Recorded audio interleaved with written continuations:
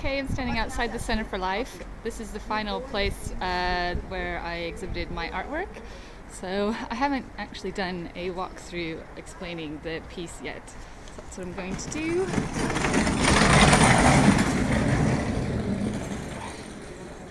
Alright, so there it is.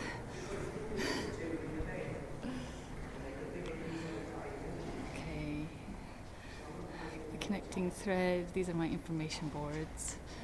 And then we just walk around here to start the story. So, I began this story in the 1840. And so this is a quick map of where we lived in the UK, starting with Ivy Bridge. Okay. Right, so this is the Stouffer paper mill. Where Richard Kingwell worked and lived with his family. Very sadly, he died at the mill, leaving lots of children and his wife. There's the famous Ivy Bridge, painted by Turner. And okay, so the family then moved to Exeter in 1854. Maria Kingwell married Joseph Green in St. Leonard's. That's not St. Leonard's, that's Exeter Cathedral. Okay, so although this isn't flowing the right way, this is the way we need to go. Right, Joseph and Maria moved to Dudley. This is Dudley Castle. Probably hasn't changed very much in the past 150 years. This is the house where they used to live, and he was a hosier master, possibly working from his living room, sort of running a business through there. They were quite well-to-do, middle class, and yeah. And this is the fountain that was erected in Dudley in 1867, and the family actually left shortly after, so maybe they were offended by this fountain, who knows. Anyway, they decided to go to the States, and this is the ship that they traveled on, and they traveled in the saloon. So I guess that would mean that they were quite well off to be able to afford to travel like this in 1868.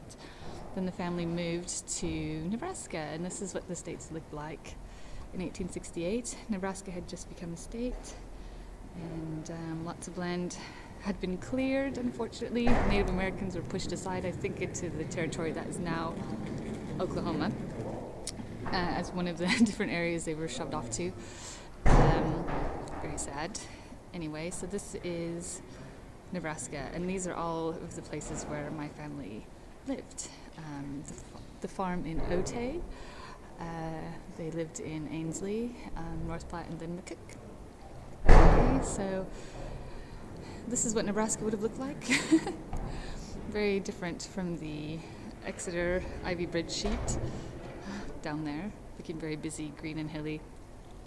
And this is the Green homestead in Custer County, where Guy Green was born in 1893.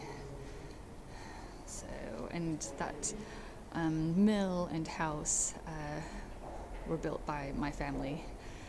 And so then we come around over here, back behind this wall. Right, and this is the farmhouse where my grandfather was born, William E. Green, in Edgar. It was called affectionately the Old House Place.